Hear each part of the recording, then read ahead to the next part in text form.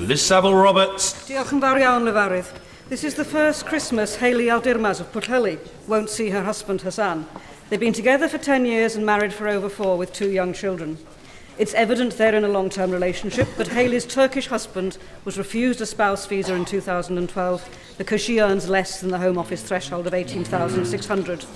Indeed, half the full-time workers of Dwyfor Meirionnydd earned only £293 a week or less last year.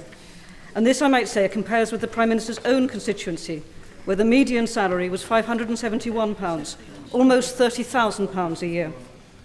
Can the Prime Minister explain why living in Dwyfor Meirionnydd means Hayley has less chance of a family life, a proper family life? And would she please help unite the family this Christmas?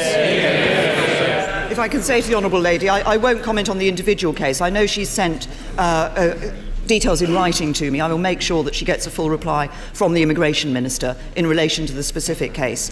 The broader issue she raises about the income threshold for those wishing to join a partner here in the United Kingdom. What the government did was we asked an independent committee, the Migration Advisory Committee, to advise on the level that income threshold should be at. The Migration Advisory Committee suggested a range of figures that it could be. We actually took the lowest figure in that range in taking the 18,600.